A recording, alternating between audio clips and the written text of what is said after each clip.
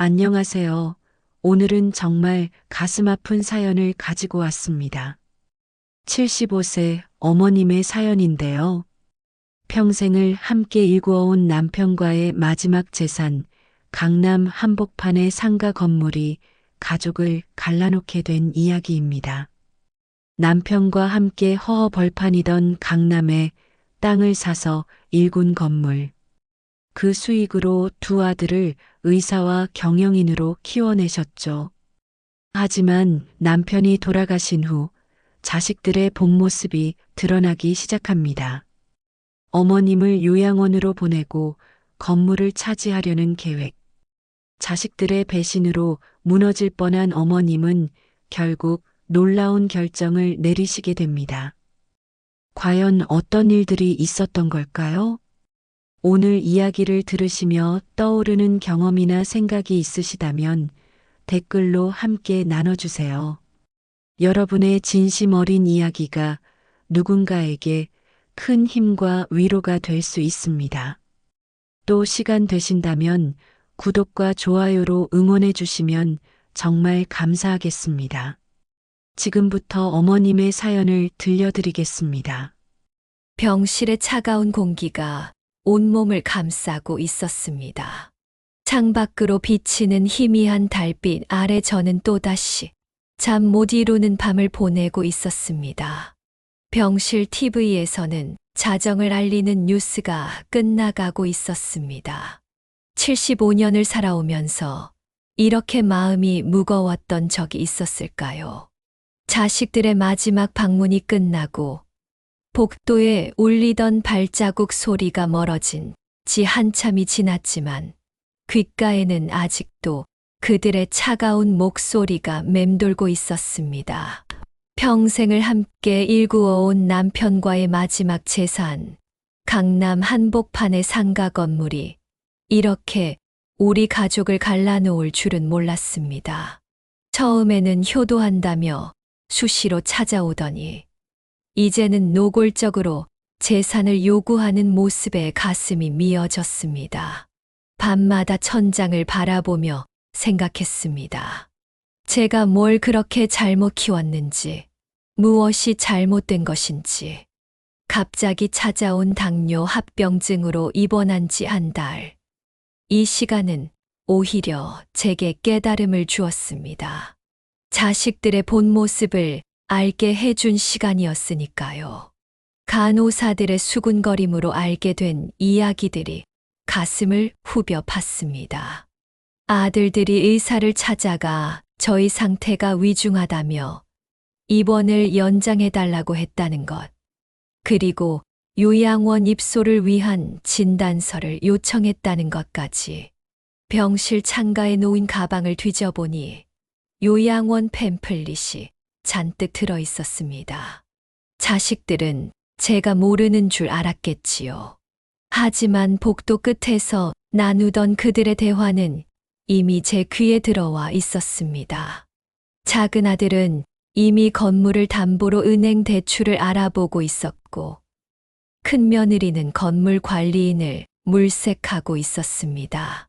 평생을 자식 뒷바라지하며 살아온 제가 마지막에 창밖으로 보이는 도시의 불빛들이 더욱 차갑게 요양원 신세를 져야 한다니요.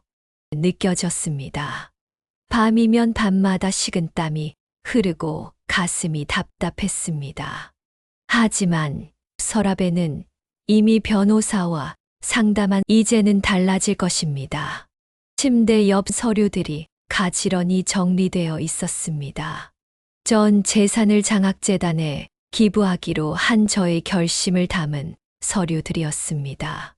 손이 떨렸지만 한 글자 한 글자 꾹꾹 눌러 쓴 유언장도 함께였습니다. 이제는 돌이킬 수 없는 결심을 했습니다. 매일 밤 잠들기 전 남편의 사진을 보며 작은 속삭임을 건넵니다. 우리가 그토록 아끼며 키운 자식들이 이럴 줄은 정말 몰랐다고. 때로는 눈물이 앞을 가려 남편의 얼굴이 흐릿해지기도 합니다. 하지만 이제는 결심했습니다. 더 이상 자식이라는 이름으로 제 남은 생을 흔들어 놓게 하지 않을 것입니다. 달빛 아래 병원 정원의 벚나무가 흔들리고 있었습니다. 내일이면 퇴원입니다. 그리고 그들이 다시 찾아올 것입니다. 하지만 이제 더 이상 망설이지 않을 것입니다. 제 인생의 마지막 결단을 내려야 할 때가 왔습니다. 30년 전 남편과 처음 강남의 땅을 샀던 그때가 떠오릅니다. 당시만 해도 허허벌판이나 다름없던 이곳을 둘러보며 많은 사람들이 우리를 비웃었습니다. 하지만 남편의 예견은 정확했습니다. 개발이 되면서 땅값은 천정부로 치솟았고 저희는 평생의 터전을 마련할 수 있었습니다. 남편은 공직 생활을 정리하고 건물 관리에 매진했습니다. 새벽부터 밤늦게까지 건물을 돌보는 남편의 뒷모습이 지금도 선합니다. 저는 청소부터 세입자 관리까지 남편의 든든한 조력자가 되었습니다. 매일 무릎이 아프고 허리가 휘어져도 힘들다는 생각이 들지 않았습니다. 아이들의 웃음소리를 들을 때면 모든 피로가 씻겨 내려갔으니까요. 두 아들을 키우는 일은 쉽지 않았습니다. 큰아들은 어릴 때부터 공부를 잘했지만 욕심이 많았고 작은 아들은 항상 형과 경쟁하며 스트레스를 받았습니다. 하지만 남편과 저는 최선을 다했습니다. 건물 관리로 번 돈은 모두 아이들 교육비로 들어갔습니다. 과외비, 학원비, 유학 준비까지. 우리 부부는 한 푼도 아끼지 않았습니다. 그 노력이 헛되지 않았습니다. 큰아들이 의대에 합격했던 날, 남편은 처음으로 제 앞에서 눈물을 보였습니다. 작은 아들도 경영대에 들어갔고, 두 아들 모두 우수한 성적으로 졸업했습니다. 부모로서 더 바랄 것이 없었습니다. 가게 세입자들도 우리 아들 자랑에 지쳤다며 웃곤 했습니다. 건물 1층의 분식집 할머니는 늘 말씀하셨습니다. 우리 아들들이 어릴 때부터 얼마나 착하고 공손했는지 지나갈 때마다 꼭 인사하고 가게에 들르면 숙제를 하다 가곤 했다고. 그때는 그런 아들들이 평생 그대로일 줄 알았습니다. 결혼식장에서 두 아들이 신부와 함께 절을 할 때는 가슴이 벅차올랐습니다. 큰 며느리는 의사였고 작은 며느리는 대기업에 다녔습니다. 주변에서는 모두 부러워했습니다. 명절이면 온 가족이 모여 식사를 하고 손주들의 제잘거림으로 집안이 떠들썩했던 그 시절이 그립습니다. 하지만 변화는 서서히 찾아왔습니다. 큰아들은 개인 병원을 차리겠다며 대출을 알아보기 시작했고, 작은 아들은 사업 확장을 위해 투자금이 필요하다고 했습니다. 처음에는 저희도 지원해주고 싶었습니다. 하지만 남편은 단호했습니다. 돈은 스스로 벌어야 한다고, 그것이 자식을 위한 최선이라고 했습니다. 5년 전 갑작스러운 남편의 부고 소식은 저희 가족에게 큰 상처를 남겼습니다.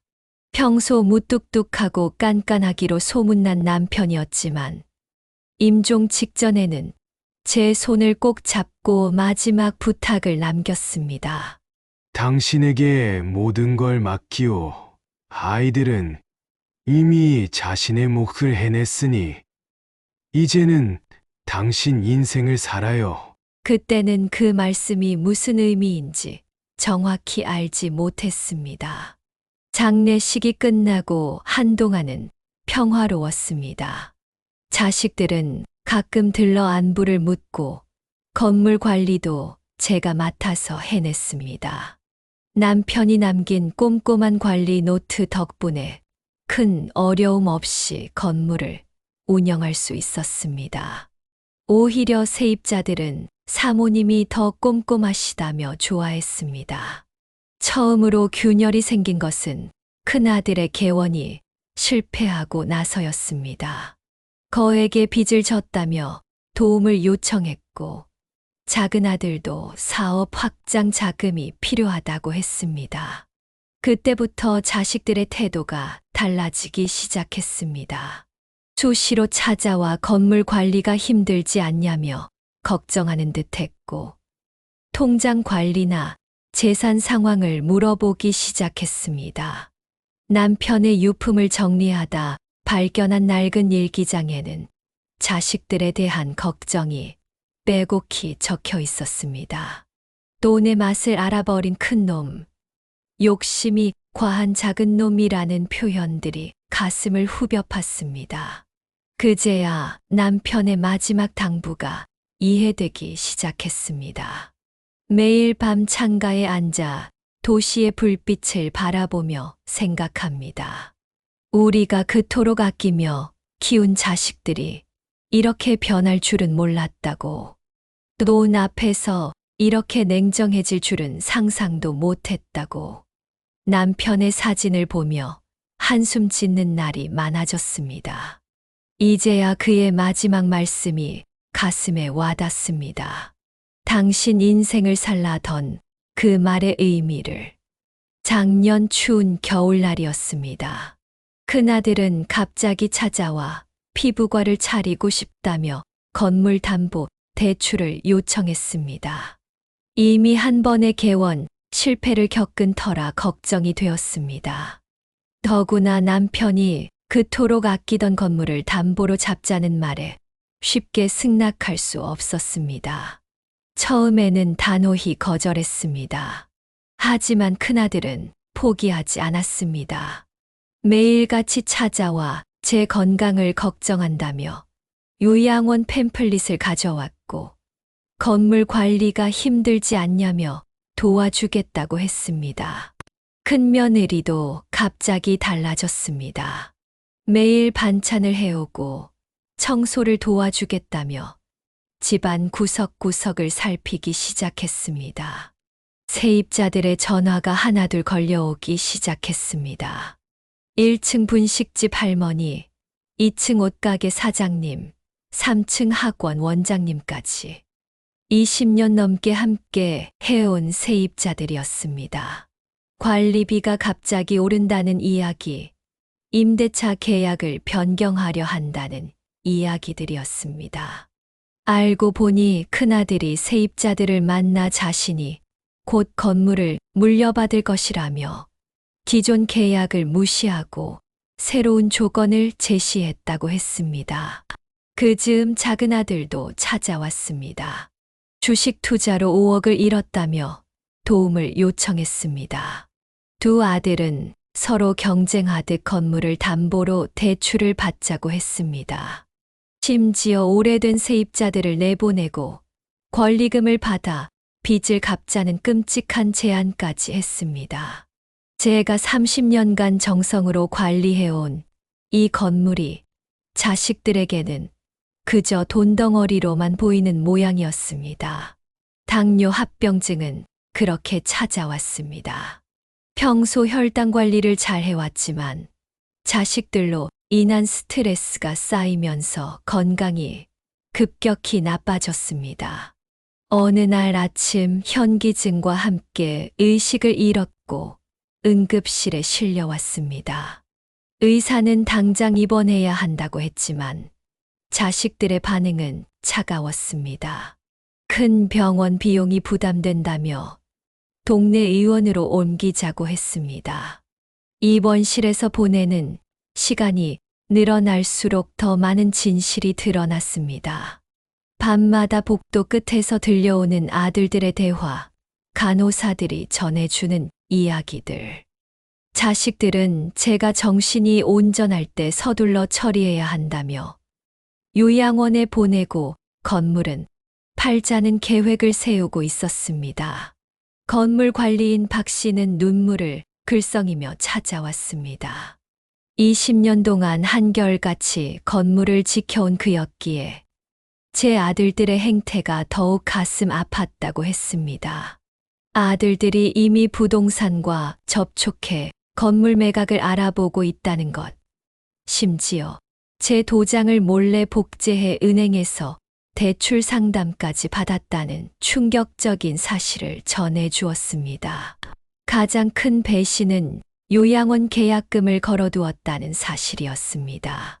서울 변두리의 허름한 요양원이었다고 합니다.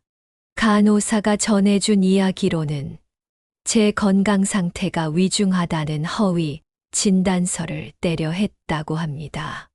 후견인 지정을 위해서는 제가 정신적으로 불안정하다는 진단이 필요했던 모양입니다. 매일 밤 식은땀에 젖어 깨어났습니다. 창밖 달빛 아래 우두커니 서서 남편과의 추억이 깃든 건물을 바라보았습니다. 평생 모아온 재산이 하루아침에 사라질 수도 있다는 두려움보다 자식들의 배신이 더 가슴 아팠습니다.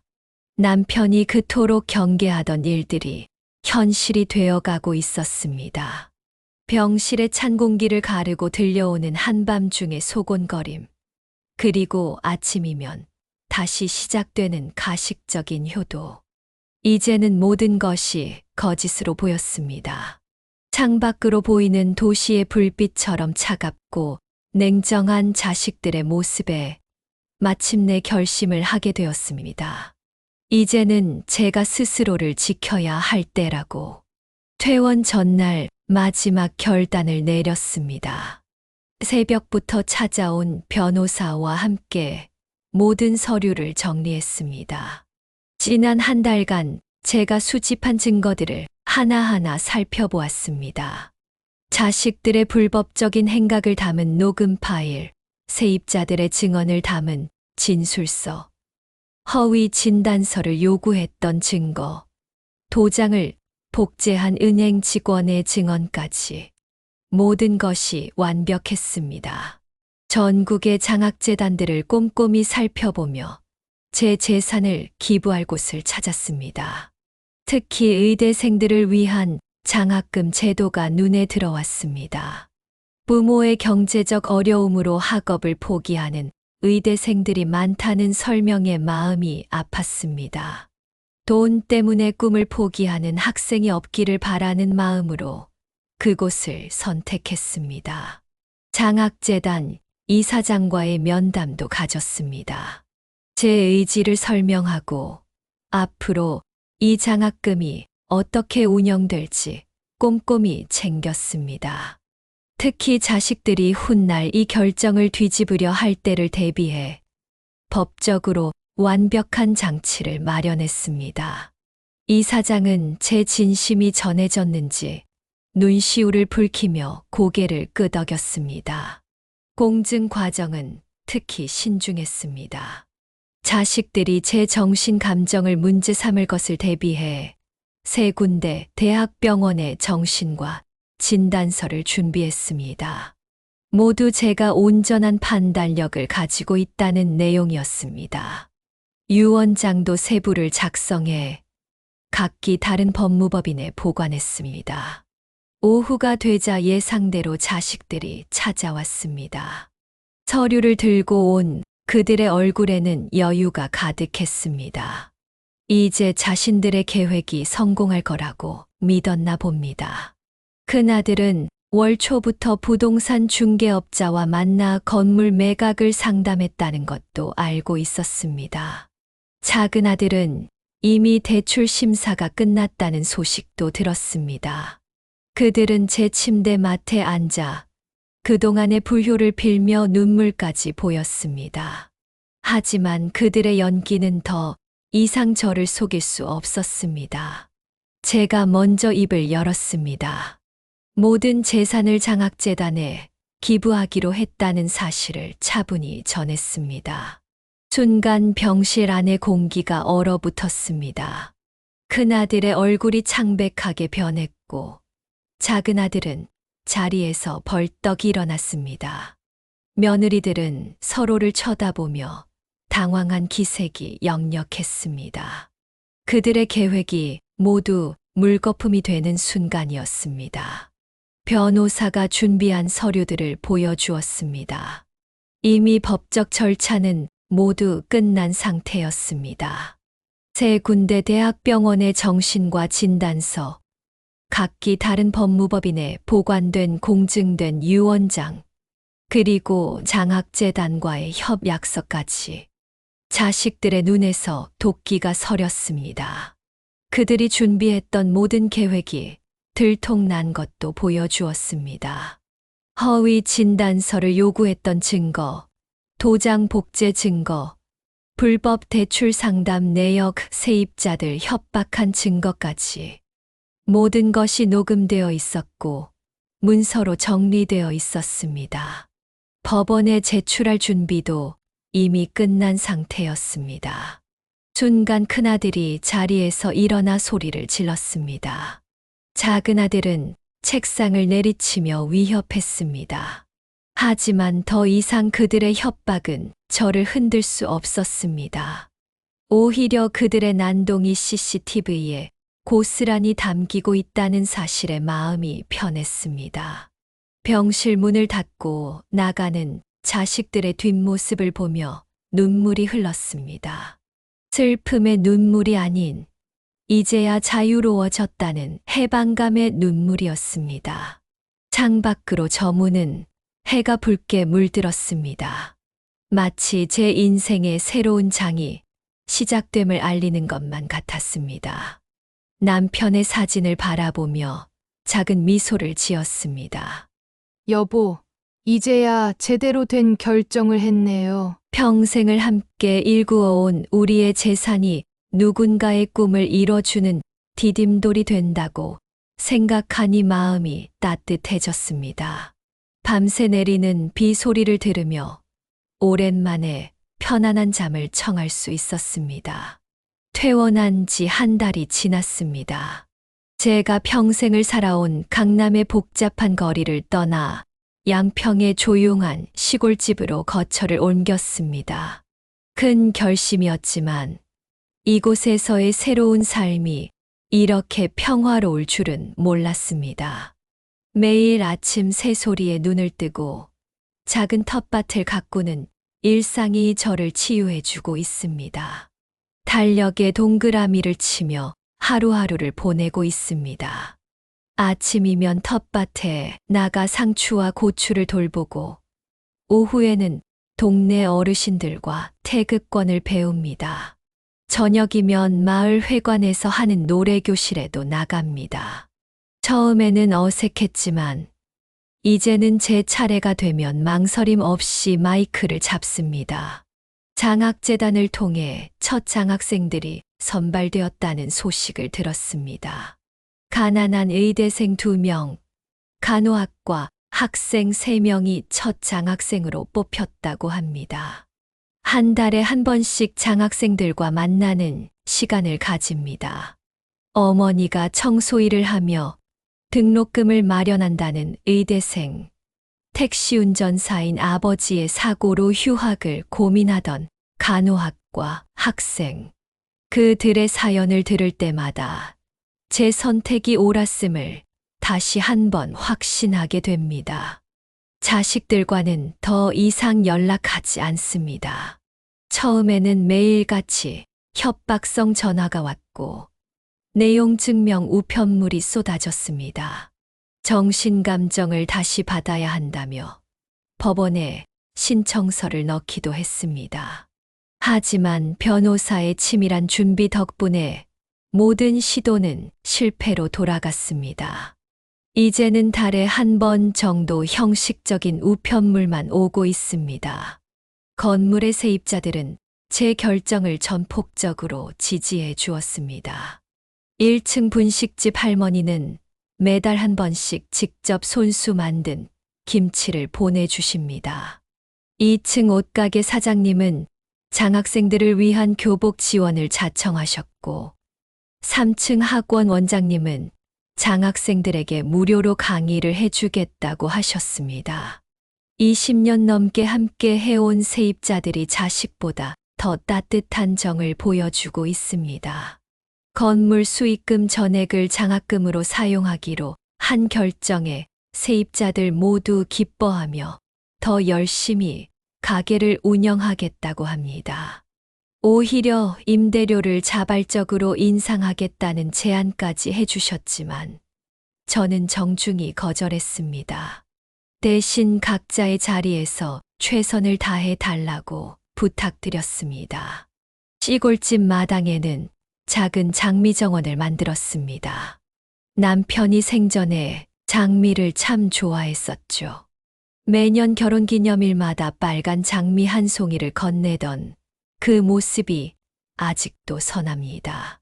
이제는 그 장미들을 보며 지난 날을 추억합니다. 장미를 가꾸는 일이 쉽지는 않지만 그만큼 보람도 큽니다. 마치 제 인생처럼요.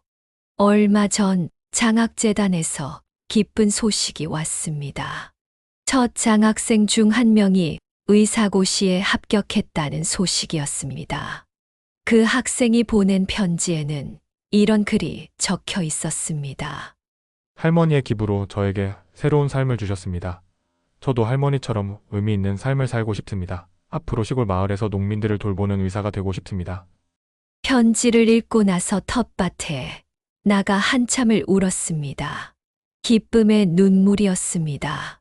제가 겪은 아픔이 누군가에게는 희망이 되었다는 사실에 가슴이 벅차올랐습니다.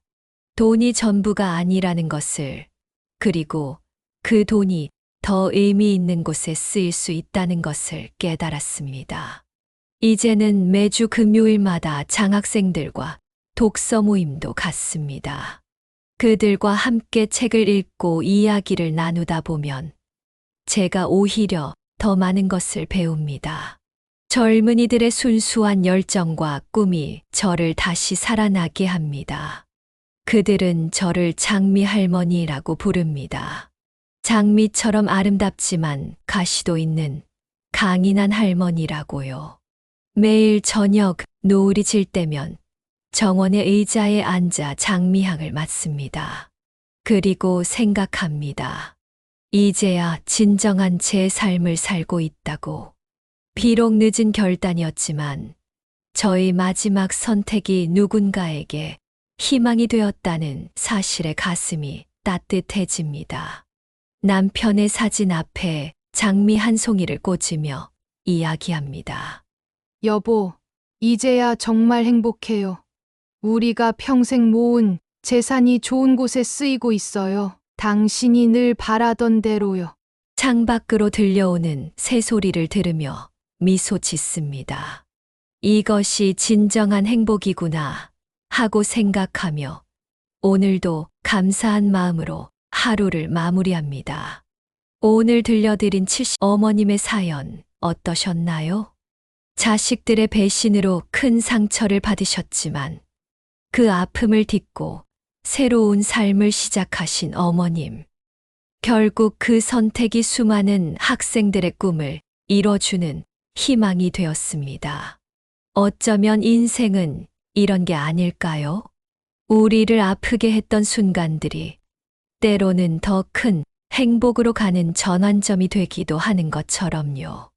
돈이 전부가 아니라는 것, 진정한 행복이 무엇인지, 어머님의 용기 있는 결단이 우리에게 많은 것을 생각하게 해주는 것 같습니다. 여러분도 비슷한 경험이 있으시다면 댓글로 이야기를 나눠주세요. 서로의 이야기가 누군가에겐 큰 위로가 될 수 있으니까요. 이 영상을 보신 모든 분들의 앞날에 건강과 행복이 가득하시기를 바랍니다.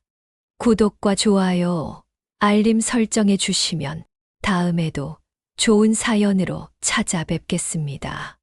언제나 가정의 평안과 축복이 넘치시길 바랍니다.